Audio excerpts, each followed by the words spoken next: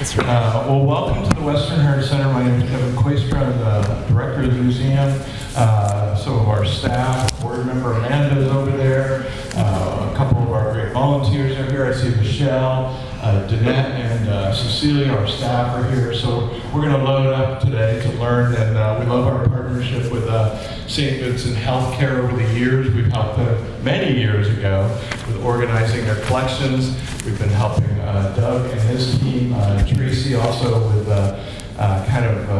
doing that again. They've done a beautiful job organizing their archives and telling the story of the hospital and its importance in serving the Billings community and the region.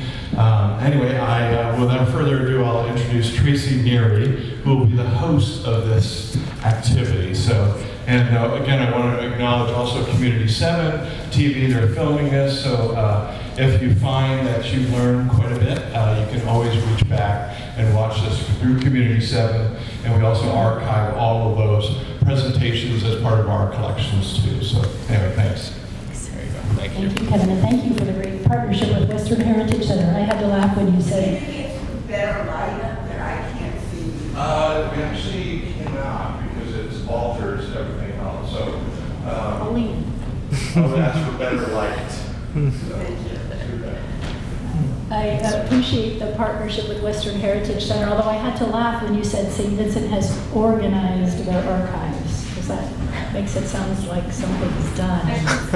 It is never done organizing. It feels like there are so many stories to be told, but we very much appreciated the partnership to help us on our journey to keep telling the stories in better ways that continue to engage people, because when we know that past, it helps us know who we are and certainly guides our future, and no one knows that better than you and your team here. So thank you for this lecture series as well, and to our friends at Community 7, thank you always for that time.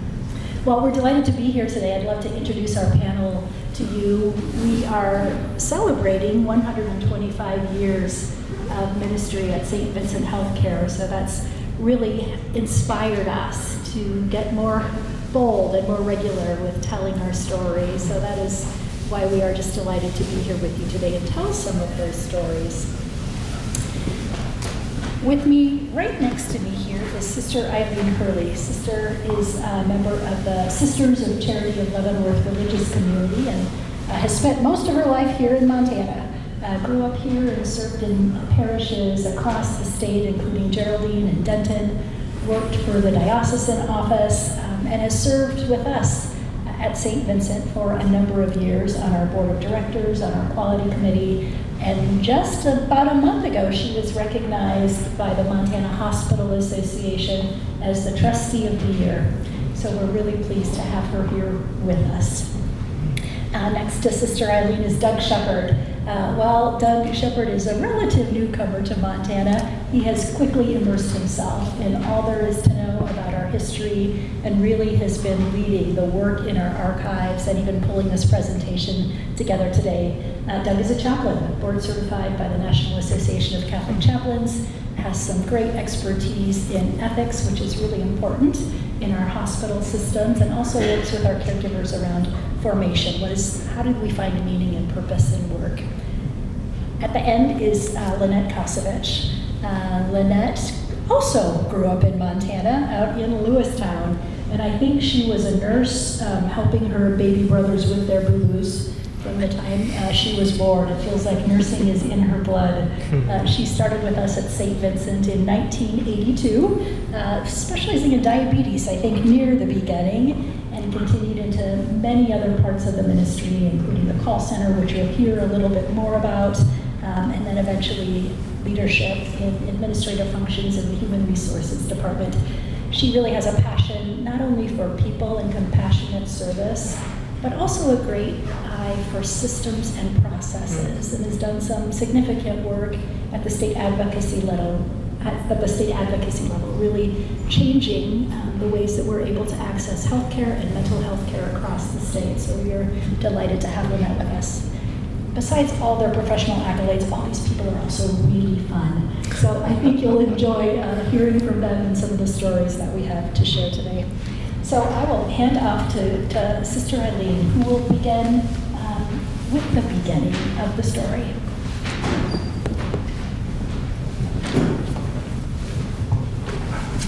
Just holding the mic almost like that.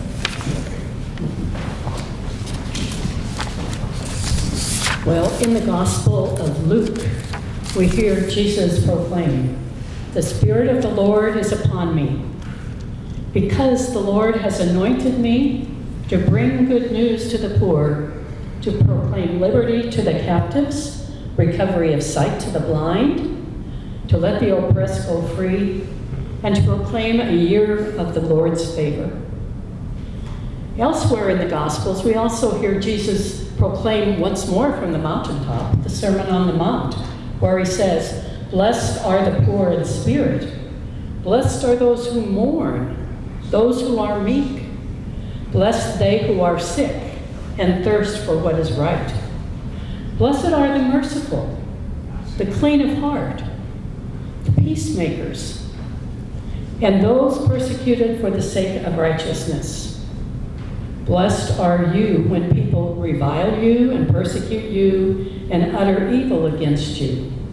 Rejoice and be glad, for your reward will be great." Well, Jesus' words continue to live on today, in you and in me, in all who have gone before us, and many, many people today who continue to follow and to live these words fully.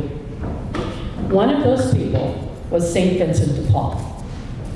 Now, you've heard of St. Vincent Hospital, St. Vincent de Paul Society, but there's much, much more that's part of the Vincentian family. But Vincent himself was born in a peasant family in 1580.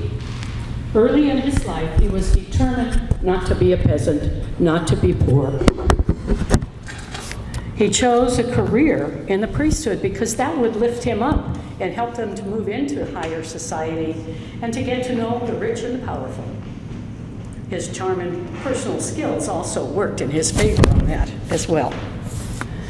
But a turning point in his life was when hearing the confession of a dying peasant. Now, this peasant was a member of the staff at the estate where he worked for the very rich. And this person was very uneducated, he was very simple, and he was very sick. But somehow in that experience, Vincent found a different call in life. The whole trajectory of his life changed. He chose then to give his life to the poor. His spirituality grew based on meeting the needs of the people then, rather than working for the very wealthy. So over the years, he established many different groups that would begin to respond to the needs of the most poor and sick, the orphaned and the widowed. One was the Confraternity of Charity, which is a parish group dedicated to meeting the long-term needs of people in their parishes or in their churches. With a few priests, he formed a religious community of men whose job then was to respond to the needs of the poor, but also to bring a spiritual life and new life and energy to people themselves. These are known as the Congregation of the Missions, or we call them the Vincentians as well. He also saw a need for the priests in the area to really grow spiritually, and so he began to share, to teach, to preach, to lift them up in their ministry and help it to make much more personable and help them to be able to respond to the needs that he also saw. And that became a lifelong work also of that Congregation of the Missions. With St. Louise de Marillac, they founded the Daughters of Charity to serve the poor, the sick, and the uneducated. Now, Vincent and Louise really had to say, they said, most religious communities at that time were cloistered, but their focus was that the convent was the sick room or the classroom. that the chapel was the parish church, and that the cloister was the streets of the city. Another group that he founded were the Ladies of Charity. They were a group of wealthy women called upon to respond to the needs of the poor, bridging that gap of the rich and the poor. And through a young man who really lived or discovered the spirit of Vincent, Frederick Ozenen, Frederick developed St. Vincent de Paul Society. So it was a century after Vincent that happened. So as you look around at all of these different, you could go online and see all this Vincentian family, because it even engages many more people. But those are the ones right now that we focus on. So with Vincent, there were so many people who have cared for the poor, the orphan, the widowed, because they saw the physical, emotional, mental, and spiritual needs of people. They found ways to educate those who didn't often have an opportunity otherwise.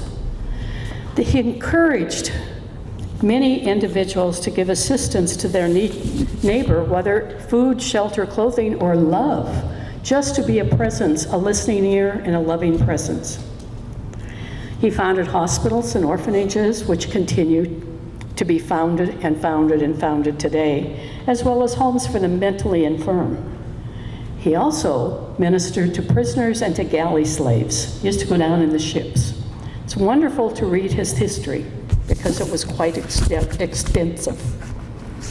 He invited so many people to walk that journey with him and continues to invite us today in that way.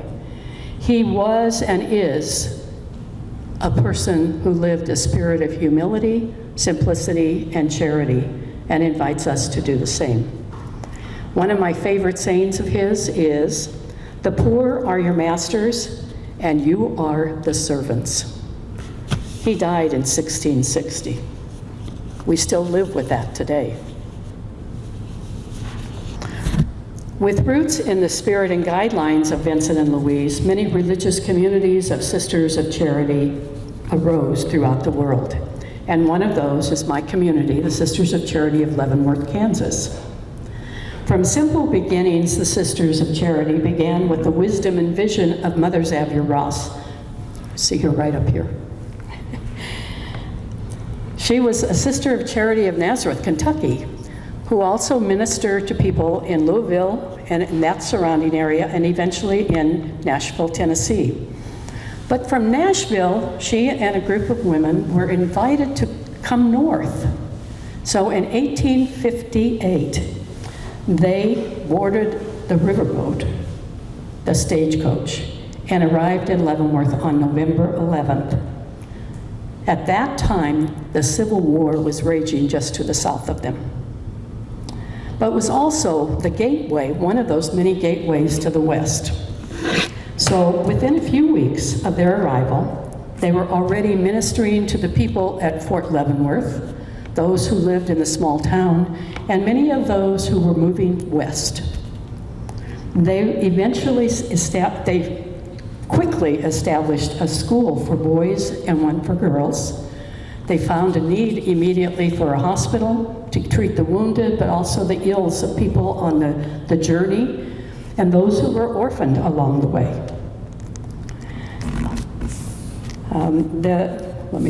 And living with the spirit of Vincent and Louise, they worked to meet the needs of the people they encountered every single day. Gradually, their numbers grew because people saw what they did and wanted to be part of it. Thus, they were able to expand beyond Leavenworth to other areas in Kansas, but they remembered Father DeSmet asked them to come west. So, on September 29th, 1869, 5 sisters and a laywoman traveled by train and stagecoach to Helena, Montana. Now, if you read the history of the Sisters of Charity, that stagecoach was quite the trip.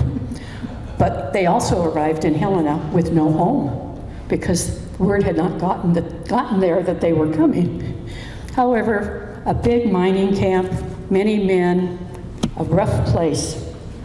They began begging for money among the miners and other people that had settled there, and soon were able to open both a school and a hospital.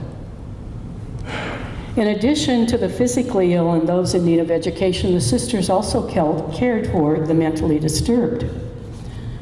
A decade later, when the treatment of the mentally ill was taken over by the territorial government, now remember, Montana wasn't a state yet, they opened an orphanage in a wing of the hospital where the mentally infirm had been. So the Sisters of Charity could really be known as operating the first insane asylum and the first orphanage in Montana.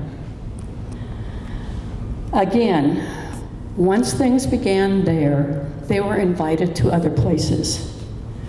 They branched out here in Montana to Deer Lodge, to Virginia City. If you go to Virginia City, you'll find a building that says Sisters of Charity Hospital and Convent. That's in the 2nd Street to the south, way at the west end. But they also opened a hospital and were teaching in Butte in no time.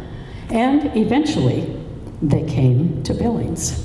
And with that, I turn this over to the next person.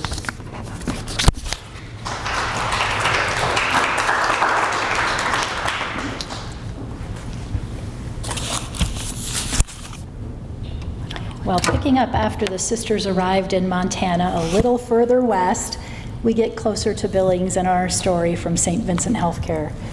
We are very privileged to have a history book that was put together around the 100th anniversary of our hospital by the late Dr. Sue Hart. Such a gift to us. She also served as a Sister of Charity of Leavenworth Associate, an associate of the religious community. So what a treasure to have so many of those stories captured. So we're going to share a few of those as we talk about the early history of the hospital. Kick it off with this picture. You see on the left there a drugstore. It was in downtown Billings, and it was Chapel Drug. It was there that Dr. Henry Chapel came to Montana from Canada in 1889, and he and his brother James opened this store. There they provided a little bit of medical care to the community, but quickly realized there were many more medical needs that were demanded. Dr. Chapel was also very civic-minded, and he became the first mayor of Billings. And in about that season, not the first mayor, he was the mayor of Billings, again in 1897, when Francis von Clarenbach came to town as a priest here in the community. It was those two that came to be confidants with each other. They talked about the needs of this growing community where the railroad was bringing more and more people, more and more in demand. And Father von Clarenbach had heard about the Sisters of Charity of Leavenworth from their works in the western part of the state, and knew that a hospital was needed and believed that the Sisters of Charity of Leavenworth were just the ones to do it. Now, exactly how Dr. Chapel and Father von Clarenbach got the Sisters of Charity here, there are a few different stories. One of them included writing a letter to the community based in Leavenworth, Kansas.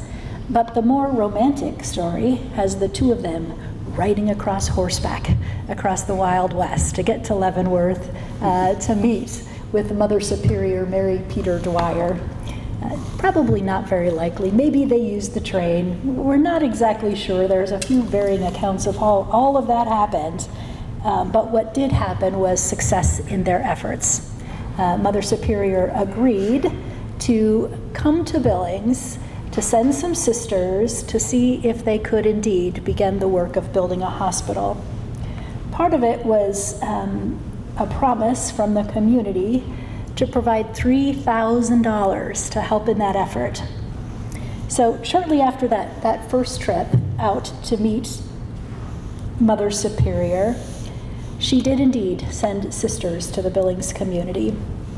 It was in the fall of 1897, by all accounts, and two sisters, Theodore MacDonald and Antoinette Ayrton, both of whom would later serve as the superiors at the hospital, came out to the hospital. The two nuns were not only looking over the city of Billings, but also on the potential of the fundraising mission that would be needed to support the hospital. But on this visit, they found Dr. Chappell very critically ill. And he became pretty upset when he realized that his condition was giving the sisters pause to reconsider. Would they come here without a doctor if he did not survive? Would this effort be in vain? But Dr. Chappell told them, "If I do not live, someone else will help you. I know the county. I believe in its future. If you build the hospital now, it will be hard for a time, but I know your strengths. You do not mind hardship. And in 25 years," he said, "the sisters will build a Billings a $250,000 hospital." Well, it wasn't quite 25 years. The sisters got quick work of fundraising, of working with the community, of gathering townspeoples. Many successive meetings endured, and indeed the community did step forward with about $25,000 to help build that first hospital there. We look at the laying of the cornerstone of that first hospital building, which was laid on August 7th of 1898. The first hospital was located on the corner of Broadwater and Division, right where we see Central Catholic High School now. That was the location of the first hospital. Many good stories, again, about why the hospital was placed there. It included consideration of the sisters being able to get to and from Mass without having to be impeded by a train to slow their progress back and forth at the hospital. It was also an area where many other parts of the early Billings area were beginning to get formed. We know that the Palmary Billings Library began in 1899, the Northern Hotel in 1904, the Moss Mansion shortly thereafter, and St. Patrick's Cathedral, again, was in 1905, just that groundbreaking there. And this part of this building that we're in right now, that same area, 1901. So just after that groundbreaking in 1898, right in this community, things were growing up all around it. Judge James Gross was the presider over the groundbreaking ceremony that day, and there's a great article from the Billings Gazette that talks all about, that had coverage of that very first day there. I was going to read a portion of it, but you're right, the light is a little dark here, and I'm not sure I will get all of the pieces, but I'll read a tiny little bit here. Again, from the Billings Gazette, dated August 9th, 1998. The cornerstone of the Sisters Hospital in the city was laid with appropriate ceremonies on Sunday afternoon, which will stand forth in the memory of each and every one that attended the same. The day was auspicious, and nearly 1,000 people were present to witness the ceremonies. He went on to say, "I look upon the erection of this hospital and others as but the embodiment and carrying out of the fundamental doctrine of the gentle Nazarene." And certainly it was a call to minister in the spirit of Jesus, in the spirit of Vincent de Paul, of Louise de Marillac, a reflection of the work of the Sisters of Charity that brought this cornerstone to life. It was only a few short years, not even a few short years, it was a few short months between the decision to build the hospital building and it actually being built. I think less than 9 months from we're doing this to it is open and open for patients. I laugh when I think about how long it takes to do anything in the construction world right now, and imagining an entire hospital in 5 months is a bit overwhelming. The first patient came February 2nd, At that time, the county was paying $2 a day for all the residents who lived in Billings to have health care there. Of course, the hospital took care of patients who were not from the county, and then the hospital, again, assumed the cost of all of those who did not have a source of payment, and certainly that very much continues to this day. We'll go to the next slide. The community continued to grow.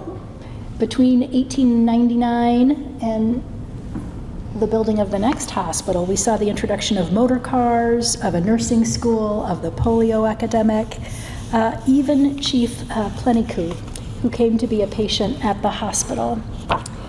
It was, again, a lot of skepticism from the Native American communities about traditional health care in a hospital setting. But Chief Pleniku was a patient in April of 1923, and he came to have an x-ray taken of his right thigh, knee, and leg. And at that time, many Native Americans feared having their pictures taken, believing that their souls might be stolen when the image was captured on film. But his embracing of this traditional health care helped pave the way for better relationships between the Native people and the caregivers at the hospital. He would come again for cataract surgery at that time. Teepees were camped out on the lawn for the days that he would be there in the hospital. And all of this took place in the middle of one hospital winding up its ministry on the corner of Broadwater and Division, and this new hospital under construction. 1917 it started. We were in the middle of World War II. World War I. Sorry. We had great supply constraints to even finish the hospital building. So from the beginning to the end of completion, it was a 5-year process. The story goes that one of the sisters would drive back and forth moving supplies between the two hospitals in her Model T from Broadwater and Division to this site where the current hospital is now. This picture that you're seeing on the right is there today. Again, from over 100 years, still continuing to care for patients in the wings of those hospitals. Let me go to the next slide. Billings, right around this time, too, 1921, we boasted 15,100 residents in this city, right as the time that this hospital was here and being dedicated. It said that the railroad passengers would get off the train, and this 5-story building that took 5 years to make would catch the eye of the railroad passengers. It was the dominant landmark on the horizon, and you can see here a picture of that dedication on November 6th of 1923.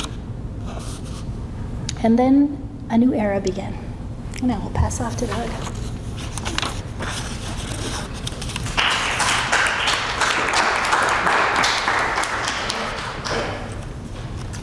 Thanks, Tracy. Thanks, Sister Eileen. And thanks, everyone, for coming out today. It's really an honor to be able to share another era that emerged in our history at St. Vincent Healthcare. And many of us refer to this era as the Allard years. Allard is a physician in our community, Dr. Louis Allard. And with the building of a new hospital came a new era with new service lines. And you can see in this photo of Dr. Allard his professionalism, but also his sense of leadership. You can see him there at Camp Tekakwitha. We'll talk about that camp in a moment, surrounded by other caregivers in his mission to advance orthopedic service lines, surgical service lines, and particularly his passion, which was to care for kids.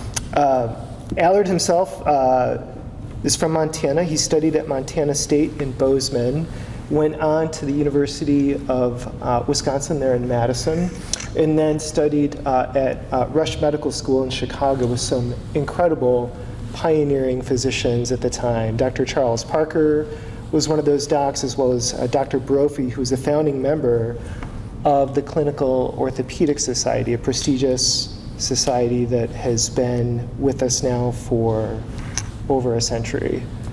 But Dr. Allard's learning was rooted in what we might call some humble beginnings.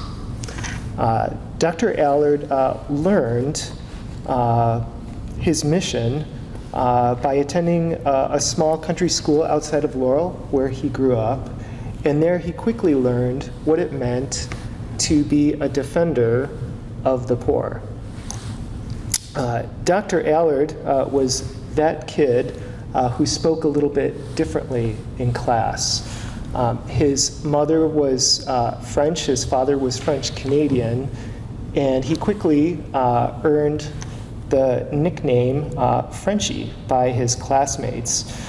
So it was those early years as a child that he learned not only fortitude to persevere under the ridicule of others, but he also learned the value and power of compassion, not only for himself, but also for those around him. And this is really demonstrated in one of his classmates that he attended school with. His name was Stinky. So Stinky merited this name because of some of his body ailments and then also his home life as well. He was motherless, and he had many brothers and sisters, and his father himself was poor, couldn't hold down a job, and they shoveled from house to house, whether it was a shack or a dugout or back again. But Louis saw Stinky as a person, and he befriended him. And he sat with him for 10 years as a classmate. And as Stinky grew up to be a responsible citizen and a young man, he never forgot the boy, Louis, who saw him for who he was as a human being. And it's this lens or optic that I want to talk about, this pivotal player and his lens, his optics of providing care as a physician, which was to see the human person. So I'd like to share 3 quick examples. The first example comes after World War I, 1919, and the Spanish flu roared through buildings like a lion. And the hospital was so overwhelmed beyond capacity that we had to open up a makeshift hospital in the community at the local high school. And Allard himself, who was the county physician at the time, was so overworked that he himself contracted the flu. He got double pneumonia, and he went unconscious for a period of 3 days. But it was during this time that it was recorded and witnessed, in his state of delirium, his focus, which was not upon himself, even in his sickness, but upon others. And it's recalled him praying and mumbling for mothers of those children whose lives he was not able to save. After 3 days, he regained consciousness. He inquired about his family, and all were made well. Truly an ecstatic man, one who stood outside of himself, who was truly a man for others. Next slide, please. The second example comes out of the St. Vincent Hospital School, which you can see to your left there, which was the original hospital that was built. And it was transformed into a hospital school where children were able to receive holistic care. Kids with polio needs, orthopedic needs, crippled children who normally wouldn't be able to attend school were invited to come and to receive not only physical nourishment, but also mental nourishment, emotional nourishment, and to flourish and to grow up as kids. There's even a camp that was in Red Lodge, Camp Tekakwitha, and we'll look at that in just a moment. But this example of living for others and seeing the human person was born out of a beautiful friendship. And you can see her pictured next to Dr. Allard there. To his left, on the far left of the picture with the children, Sister Alberta Lee. Sister Arcadia Lee. And Sister Arcadia was a good friend of Louis, of his wife Harriet and their family. And she herself was a widow. She had lost a son and decided to find herself by losing herself in serving others in the vocation of nursing. And it was in that sense of calling to care that she encountered the Catholic faith, and then she became a Sister of Charity of Leavenworth, and then was assigned to Billings and was the head of the nursing program. She was a magnanimous woman and an incredible leader and a beautiful friend. And it was out of this friendship that Dr. Allard and Sister Arcadia saw a need. It's just a simple need that they saw in the community. And they lived the question together, how can we meet that need?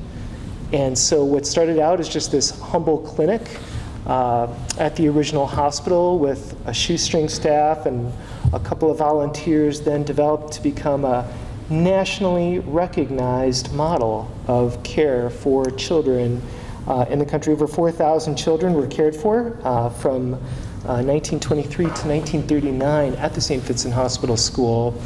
And good news travels really fast, and it travels really far. And the good news happened to get across the pond all the way to the ears of a Pius XI in Rome.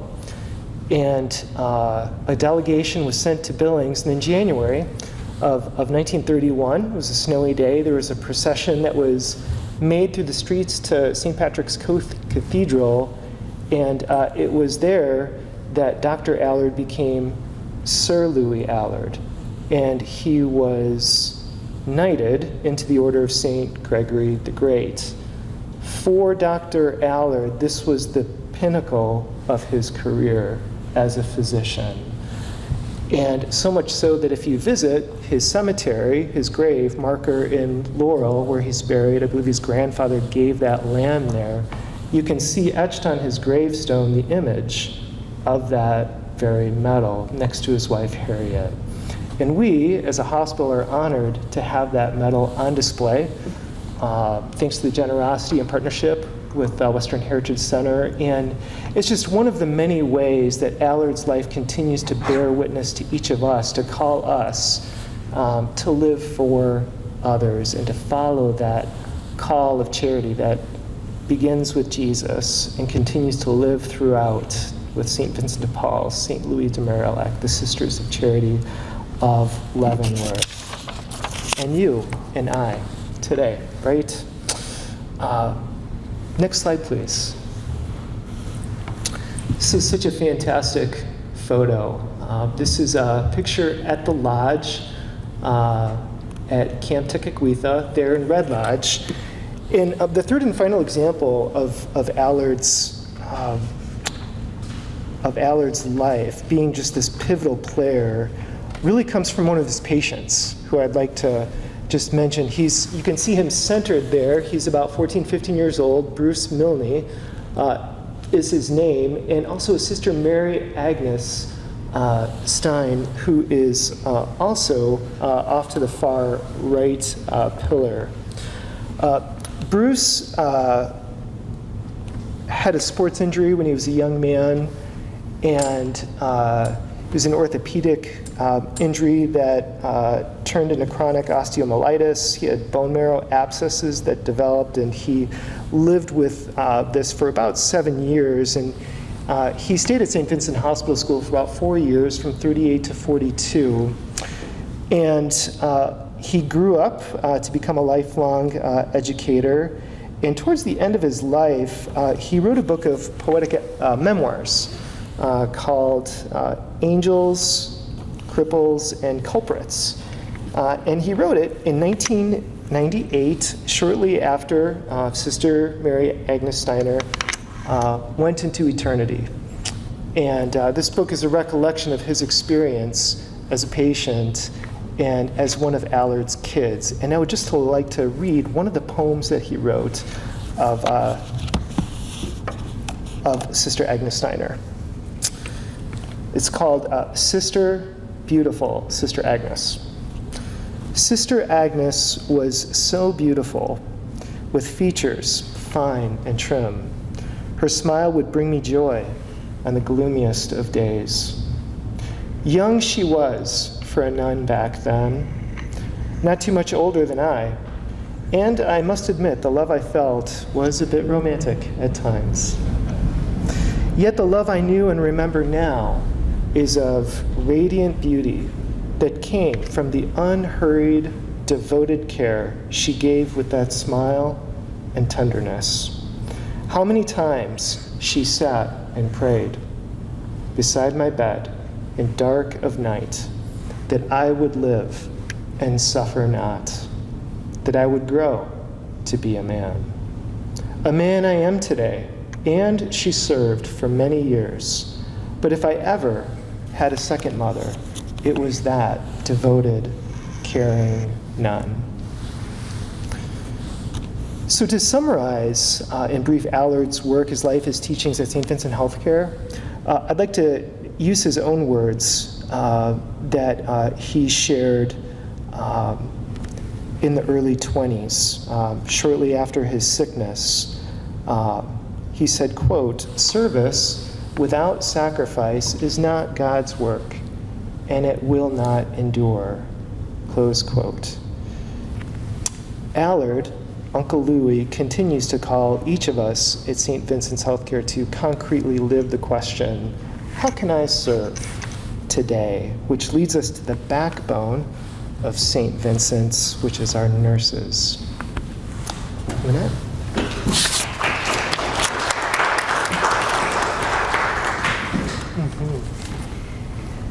Well, it is pretty fun to talk about nursing. It's been a long time since I've actually been able to care for a patient, but I'm going to talk a little bit about the history of nursing at St. Vincent's, and if I had to title this, it would be, "You've Come a Long Way, Baby." And I also, I drew a lot of my work from The Call to Care, the book that Sue Hart had written. And as you've heard before, the hospital was established in 1889, and I'm gonna jump into the decade which they actually called the busy years, which was 1910 to 1920. As you heard before too, the population had nearly doubled during that time, and it was very apparent that they were going to need more healthcare workers. And what did that mean? What it meant was there needed to be a school of nursing started. And Sister Mary Corona Harrington was the one who was charged with overseeing this in those early years. They started very small, mainly because the space was small and they really didn't have a lot of staff members. But they built a state-of-the-art nursing home. They called it the nursing home. And it cost about $6,500 at that time, and it was by the original hospital where Billings Central High School was. They called it a most beautiful building with all modern conveniences and ample room to make very comfortable quarters. So you're going to hear a theme throughout all of this, that the Sisters of Charity and the people of Billings were always on the cutting edge and very innovative about the things that they were trying to do to make this community better. So they admitted their first students way back in 1913. And by the way, there was lay nurses before this. In fact, one of our most famous or notorious nurses that we had here in this area was Calamity Jane. So she, of course, never went to school, but she called herself a nurse, and she nursed her fellow human beings. The students were selected, quote, for training after critical inspection relative to moral, physical, and mental qualifications. Now, this is really interesting. I was so fortunate to go into the archives. There is a 4-drawer file cabinet there that has every single application and educational record of every nurse that went through that school. And the very first application, and I'm not kidding, it was a folded piece of paper like this. And these are the questions that they asked to make sure that people had the moral, physical, and mental qualifications. Your name in full. Where are you from? Single, married, or widowed? Age? Where educated? What religious profession? And this person was Methodist. Any physical defects? She said no. Present occupation? She was a dressmaker. Have you ever been employed or in a training school before? She also said no. These are my favorite next two questions. What is your height and what is your weight? And then they signed it. And this application stayed true for about a decade and a half. And then it was only augmented after then by a narrative page that they had filled out in the back page, and that application went all the way to 1973. Interesting, one of the things they asked is, why do you want to be a nurse, of course? And most of them said, I want to care for people. A lot of them talked about the ministry that they had seen already demonstrated through the Sisters of Charity and what had been built here. The last question was, what do you intend on doing after your graduation? And the majority, I looked through so many applications, the majority of up to about 1968 said, I want to be a nurse and raise a large family. So it's pretty interesting just to go through those applications. They were paid $6 a month, 20 cents a day. They were allowed a half day off on Sundays. And this was consistent just about through their entire schooling and through most of the years that I looked at. It was a very rigorous schedule and curriculum to get through. 2 years after they started the school, the state of Montana decided there was going to have to be a registration process, meaning they had to go through a test. We call it the State Board of Nursing test, to make sure that they were proficient in the skills that they'd been taught during the school. St. Vincent's was the first one to sign up for that. They believed that the education was of high quality and it was time to prove it through a certification also. Then in 1918, of course, now we're talking about war years again. With World War I, the school was actually notified by the National Council of Defense and asked, can you please increase your enrollment? We need a lot of nurses.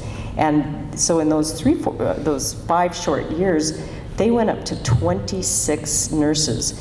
The very first year, I didn't mention this, there's 5 applications in the drawer, only 3 graduated.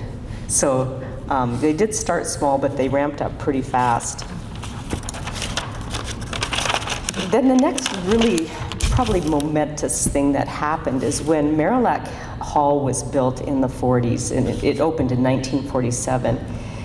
It had a main floor that the sisters occupied, and then the other floors were occupied by the students. And the description in the book is lovely. On the main floor, in the parlor, there was a chandelier that was donated by Dr. Allard for the nuns, and it was absolutely beautiful. And to this day, it still hangs, apparently, in the parlor in Leavenworth, according to the book. I don't know if it's still there or not. The 40s were really trying. You've already heard about needing mental fortitude and physical stamina, but it was really tough because they were in war years again. I read a passage where one nurse that came back, who graduated in the 40s, she came back for a reunion, and she said, we called them the no years. There was no disposable supplies, no organized volunteers, no nurses' aides, no LPNs, no cafeteria, no electric beds, no. And she said it was really rigorous, and they had to work very long hours. And again, once the innovation and the forward thinking of the organization showed up when they decided that they needed to institute a cadet nurse corps. Many of the RNs were actually called up to serve in other ways. And they went through a very abbreviated and a very intense training to become a semi-nurse substitute. There were so many of these nurse corps that popped up that they needed to have they had to take an oath to be in the cadet nurse corps. that they would, nationwide, they would play the oath on the radio, and the candidates would stand in front and repeat the oath because they couldn't get the right personnel in front of them to do it in person. I thought, wow, that's pretty edgy. But other things that happened in the 40s that were more positive, the miracle drug came around, antibiotics, penicillin, and also plastics. And if you can really think about this, back then there was no disposables. They washed bandages. I worked with nurses when I started back in 1982 that remember sharpening the needles of the syringes. That was part of their duties. And also in the 40s, they received the very first iron lung, and it was donated by the Elks Club, and it was the only one in a 250-mile radius, which pretty amazing when we'd seen the resurgence of polio during those times and the need for that. And then in 1946, there was kind of a massive change in how the nursing students in the nursing school operated. An affiliation was made with Carroll College, and that meant that the nursing students that were at St. James in Butte, St. John's in Helena, and here would actually do their first 2 years of nursing school at Carroll College. They would get pre-nursing and they would get general eds, and then they would go back to the respective hospitals and do their clinical work, which was a model that evolved in what we really know today in most cases.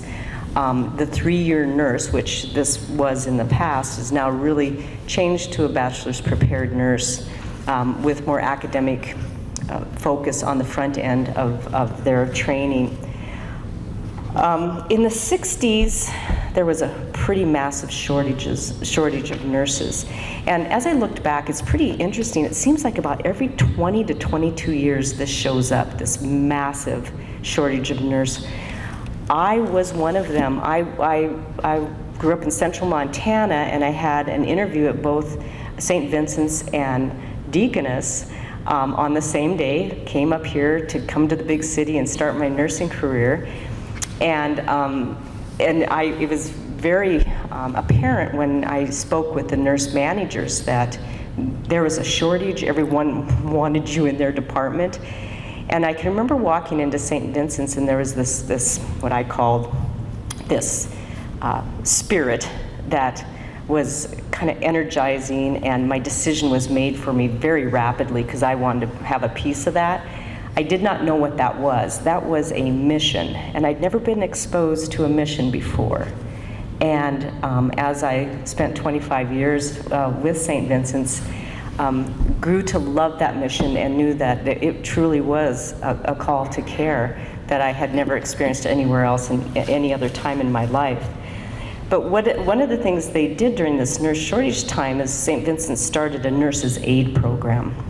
And I can tell you from experience as an RN, some of the best training I ever got was from a nurse's aide. They knew their stuff. I probably should have been a nurse's aide, actually. I don't know. But they had 10 to 12 students that would join them every quarter, and the students paid $5 in tuition, and that took care of their textbooks and their supplies. And they actually got paid also. When they were in training, they got 75 cents an hour. And when they completed their training, it moved up to 90 cents an hour.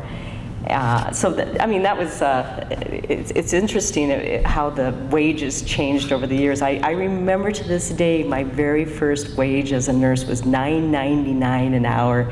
And I think the minimum wage at that time was $2.37 an hour. I thought I was rich. I mean, it was so fun. And then in the 70s, there was more innovation that came and forward thinking. And one of the most controversial things that happened at St. Vincent's that the nurses strongly opposed was allowing dads in the delivery room. And it came to a head where an executive meeting had to be called to make a decision whether that would happen or not. And it was decided it would happen. It was pretty quickly, everybody acclimated to it now, and now you wouldn't even question it, right? Pretty interesting. And also in 1971, the first diabetes center in Montana was established. I was very fortunate to be part of that, and I worked alongside two of the best nurses I've ever worked with, Janie Mazaris and Gail Staley. And we three were some of the very first certified nurse diabetic educators in Montana. We held clinics every month, and it was just really fulfilling to help people manage their own chronic disease. And to this day, I still run into patients that I taught them how to do their own injections and stuff like that. It's very, very fulfilling. And then the 70s were also a little difficult because in January of 1973, it was announced that the nursing school would close. Part of that was, academia really was taking over with a 4-year degree.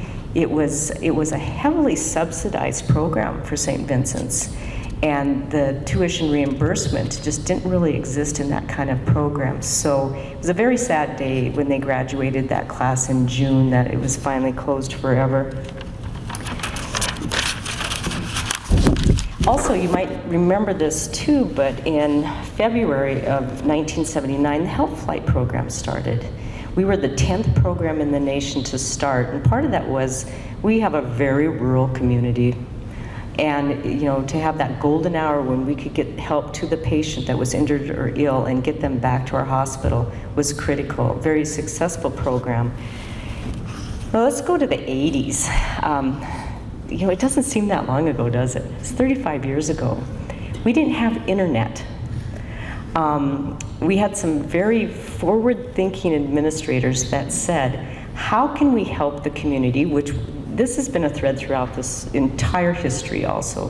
How can we be a good partner to the community? One of the administrators said, have you ever heard of this model of a telephonic nurse? And everybody kind of shrugged their shoulders and said, not really.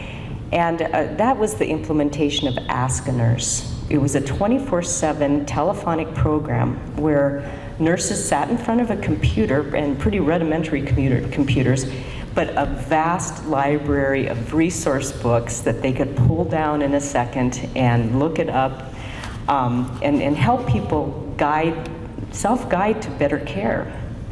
I was very fortunate. I got to oversee that program for 15 years. And at its peak, we had 45 employees. Most of them were nurses in a large call center. And unbeknownst to many people, we were in 4 states and in 10 cities.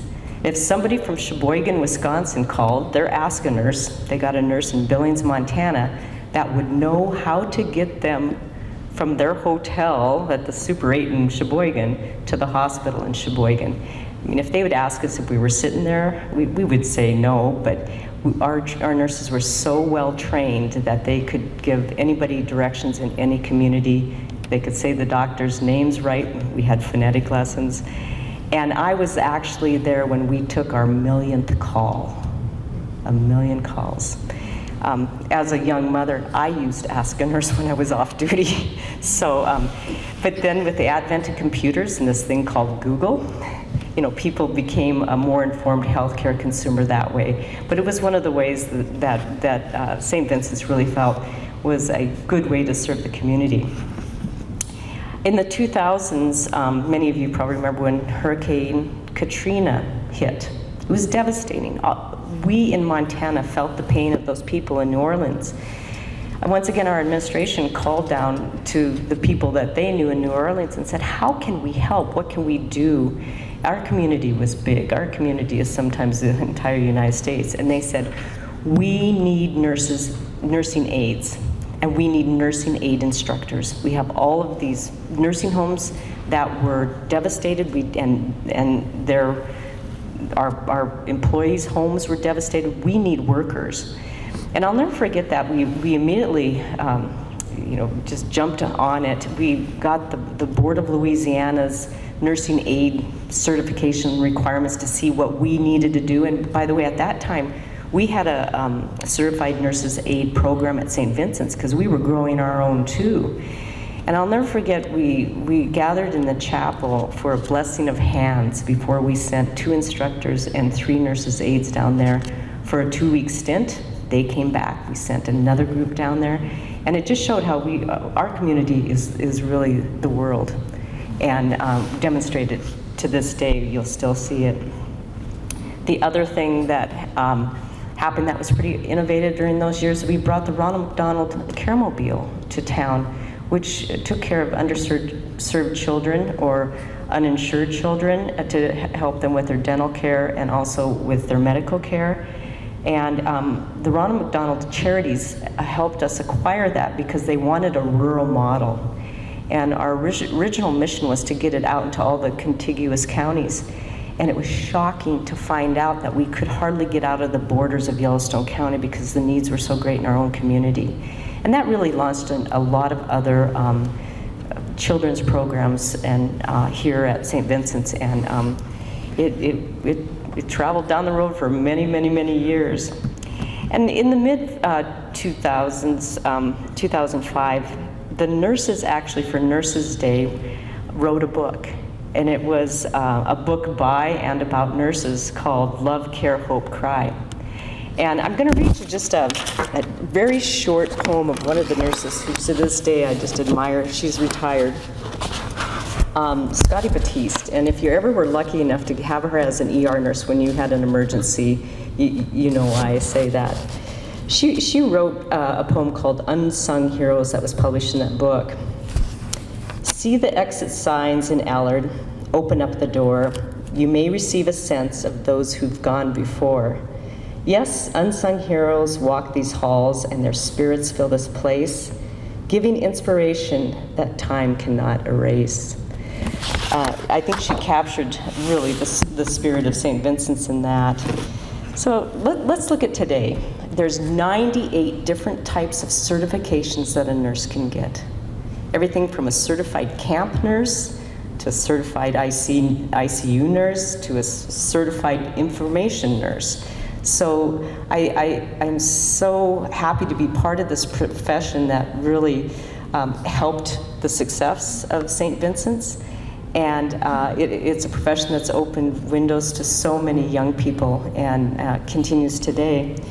And the one thing that has followed me throughout all my careers, from the very first time I stepped through those doors at St. Vincent's, was Mother Xavier Ross's quote that I think about it a lot. It says, "It is wisdom to pause, to look back and see by what straight or twisted path we've arrived at the place we find ourselves."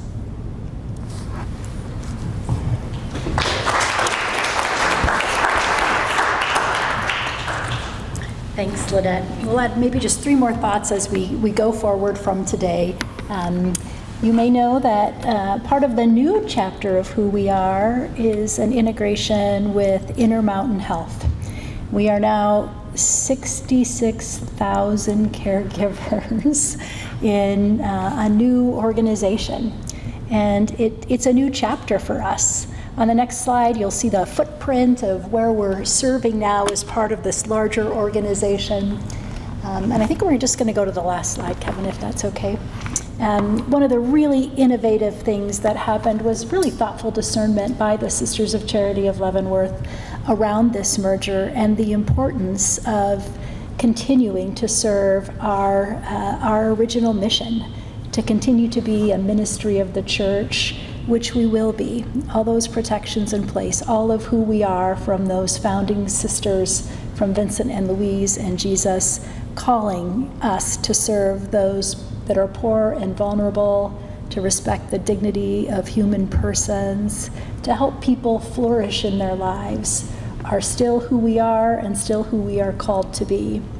One of the things that we are most excited about in our next 125 years, in addition to the many stories of service and that sacred encounter that happens between each person and each patient, we are also looking forward to new technology in a new space.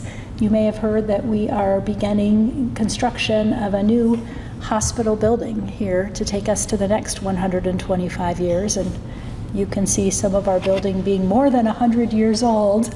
It is definitely the time and the season for that. So forgive our mess on 27th Street as we make ready some of the ground for that space, but it's certainly a place that we hope will usher the next 125 years of service. And Lynette shared that beautiful quote from Mother Xavier Ross. The last one we'll share, that Eileen shared at the beginning as well, is that we're just called to look forward to the good that is yet to be.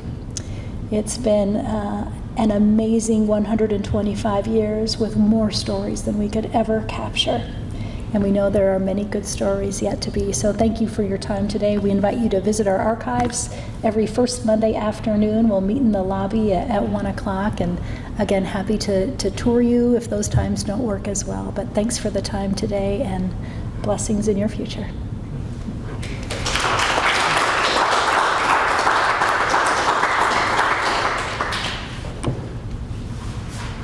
Anybody has any questions, or? Pretty satisfied, aren't you? That's good. That's good. Thank you so much.